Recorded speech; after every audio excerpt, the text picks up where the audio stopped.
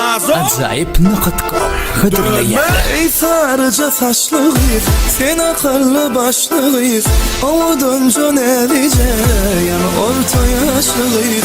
Seyretmen geçip giden maşinini karayan, aylasam sen belgine telefonun öçüyen. Ey sarıca saçlı kız, sen akıllı başlı kız, avudunca nelice yan orta yaşlı kız. Seyretmen geçip giden maşinini karayan, aylasam sen belgine telefonun öçüyen. Görmedim seni Ali, ovudunca yari, lelicek aynacık, ovudunca yari. Nerlim gelay beri, gelmesin bolyan deli, küsemey bu zani, söyünüm söyey beni. Başına basıp geçip, seyretmen içim yakıp ya. Aynasını sana açıp bakmayarsın ya. Ey sarıca saçlı kız, sen akıllı başlı kız, ovudunca nelice ya orta yaşlı kız. Seyretmen geçip giden maşinini karayan, aylasam sen belgine telefonun öçüyen. İnemen ine sen ine biz bile el ele yine de yöresek arasak bilecek illicek geleceğimize. Sözür sözümüzde duracağımıza. Gel bana nerede çekim, sen lale çekim. Teşeyle nerede bizi yanca açılın tədəcə gül.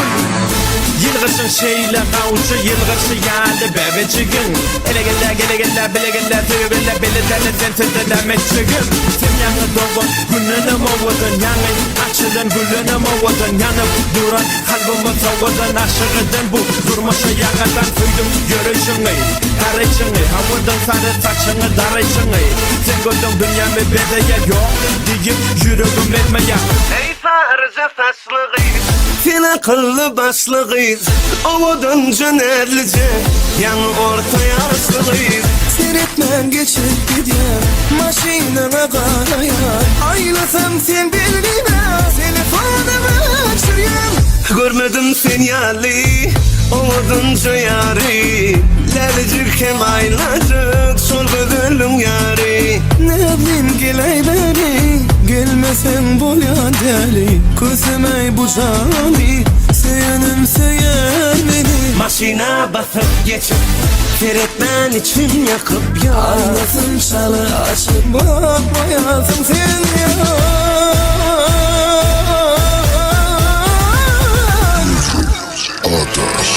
Ey sarıca saçlı kız, sen akıllı başlı kız, ovudunca nerlice yan orta yaşlı kız. Seyretmen geçip gidiyor, maşinine karayan, aylasam sen bile